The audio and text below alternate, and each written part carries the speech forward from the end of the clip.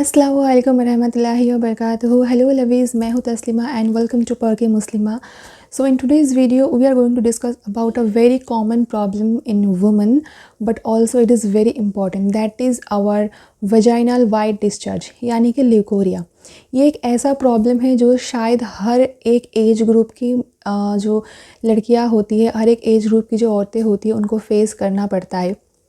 लेकिन स्पेशली जो टीनेजर्स होते हैं वो इन सारी चीज़ों को लेकर बहुत ज़्यादा कंफ्यूज्ड होते हैं। तो आज हम उसी कंफ्यूजन को थोड़ा सा दूर करने की कोशिश करेंगे। तो सबसे पहले तो ये जानना बहुत ज़रूरी है कि आखिर ये वजाइनल वाइट डिस्चार्ज होता क्या है।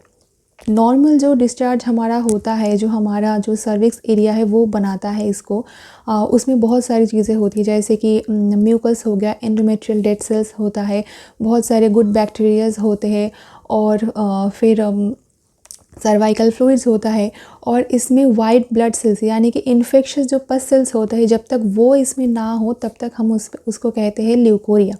और ये बिल्कुल नॉर्मल है और हर एक एज ग्रुप की लेडीज़ को ये हो सकता है, इसमें कोई घबराने वाली बात नहीं है। लेकिन जब इसमें नॉर्मल जो वाइट डिस्चार्ज होता है वो हर किसी के अलग तरीके के होता है और जब तक उसमें से कोई स्मेल ना आए, कोई ओडर ना आए, आपको इचिंग या फिर कुछ और प्रॉब्लम्स आप फेस ना करें, तब तक ये बिल्कुल नॉर्मल है। तो नाउ लेट्स टॉक अबाउट कि वजाइनल वाइट डिस्चार्ज क्यों होता है। नॉर्मली जो डिस्चार्ज होता है वो 3 तरह के होते हैं। First one is physiological discharge, second one is bacterial vaginosis and the third one is infection. So first of all physiological जो डिस्चार्ज होता है वो क्यों होता है, वो बिल्कुल नॉर्मल होता है। बहुत सारी रीजंस इसके पीछे है। फ़र्स्ट ऑफ़ ऑल कोई भी लड़की जब प्यूबर्टी में हिट करती है, उसके बॉडी पे हार्मोन्स जो है वो बहुत ज़्यादा इम्बैलेंस होता है, तो उसकी वजह से भी वाइट डिस्चार्ज होता है। दूसरा हो गया पीरियड्स जब आते हैं हमें, कभी भी पीरियड्स आने के 3-4 दिन पहले भी या फिर पीरियड्स के 3-4 दिन बाद भी हमें वाइट डिस्चार्ज हो सकते हैं, it's completely normal. Third one, जब कोई लेडी प्रेग्नेंट होती है तो उनके बॉडी में भी हार्मोनल मतलब जो चेंजेस होते हैं वो बहुत ज़्यादा होते हैं। कभी एस्ट्रोजन लेवल बढ़ा हुआ होता है तो कभी कुछ और होता है, ऊपर से वो बहुत ज़्यादा मेडिकेशंस ले रहे होते हैं, तो उसका भी एक इम्पैक्ट पड़ता है हमारी बॉडी पे। इसकी वजह से भी हमें वाइट डिस्चार्ज हो सकता है। एंड ऑल्सो बहुत सारी लड़कियां हैं जो हार्मोनल ट्रीटमेंट लेती है, फिर चाहे वो किसी भी तरह की हो, तो इसकी वजह से भी उनकी बॉडी में जो एस्ट्रोजन लेवल है वो बहुत ज़्यादा अप्स एंड डाउन्स होते हैं, तो उसकी वजह से भी वाइट डिस्चार्ज हो सकता है। लेकिन ये सारी चीज़ें बहुत नॉर्मल है, इसमें कोई इन्फेक्शन नहीं है, तो घबराने वाली कोई बात नहीं है। ये कुछ दिनों तक चलता है, फिर वापस से नॉर्मल हो जाता है। ये हो गया हमारा फिजियोलॉजिकल डिस्चार्ज।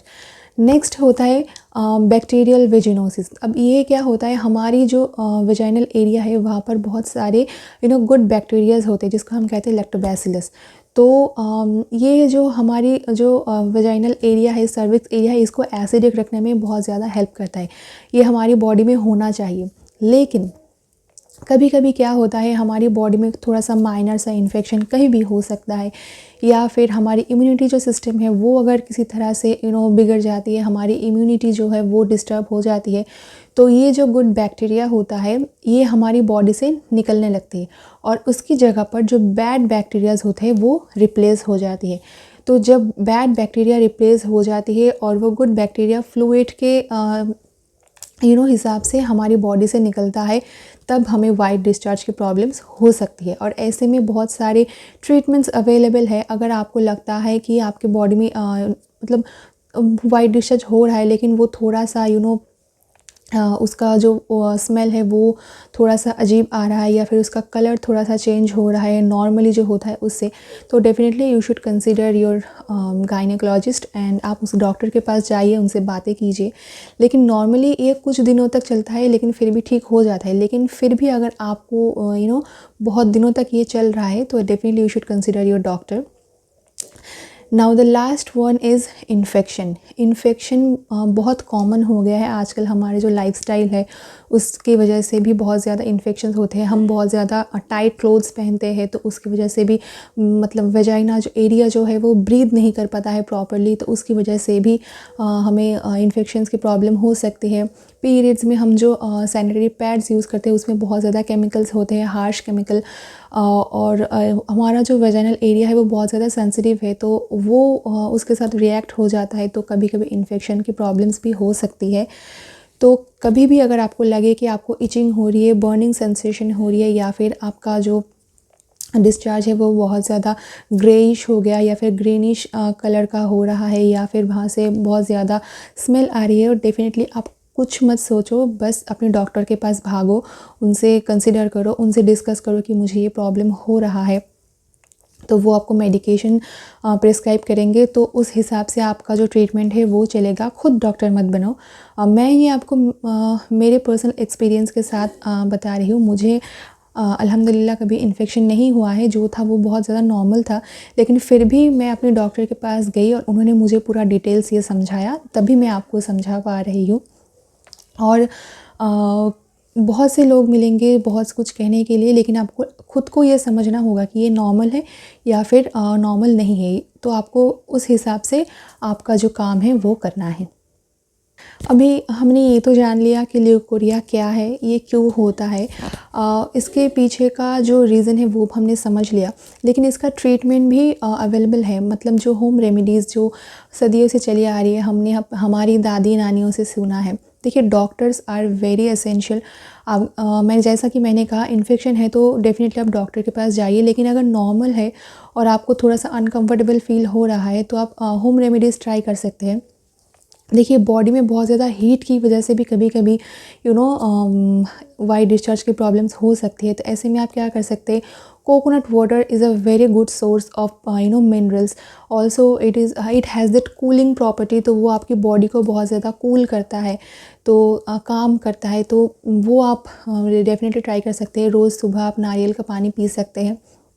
फिर हो गया, आप अपनी डाइट में मतलब जो दही होता है, कर्ड, उसको इंक्लूड कीजिए, ताकि वो आपकी जो लैक्टोबैसिलस की जो प्रॉब्लम है उसे सॉल्व कर सके।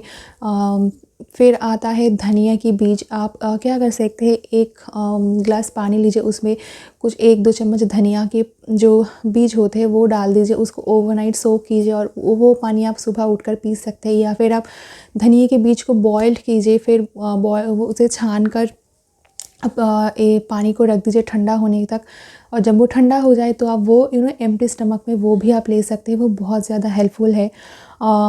Also Honey is a very good source of different kind of minerals and vitamins, तो अब वो भी कंसिडर कर सकते हैं। इसके अलावा जो एक बहुत बड़ी प्रॉब्लम है हमारी ज़िंदगी की आज की दौर की, वो ये है कि हम बहुत ज़्यादा सिंथेटिक मटेरियल जो है वो हमारे कपड़ों के लिए इस्तेमाल करते हैं।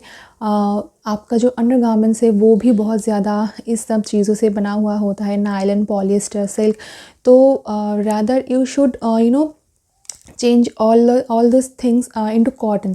आप सिल्क की जगह पर कॉटन के कपड़े पहनना प्रेफर कीजिए, क्योंकि कॉटन जो होता है वो स्किन के लिए बहुत ज़्यादा ब्रीदेबल होता है। हमारी स्किन जो है वो अच्छी तरह से सांस ले पाती है, तो इन्फेक्शन का डर इतना ज़्यादा नहीं रहता है। तो definitely you should consider this things for your home remedies. और अगर इससे भी बात नहीं बन रही है तो डेफिनेटली मैं फिर से कहूँगी कि आप अपने डॉक्टर की सलाह लीजिए। Doctor nose the best.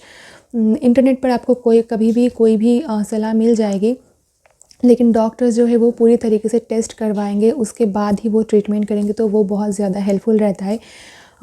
मैं बस आपको बेसिक नॉलेज देना चाहती थी, एक अवेयरनेस ये, ताकि आप घबराए नहीं और प्रॉपर तरीके से जो है वो काम करें।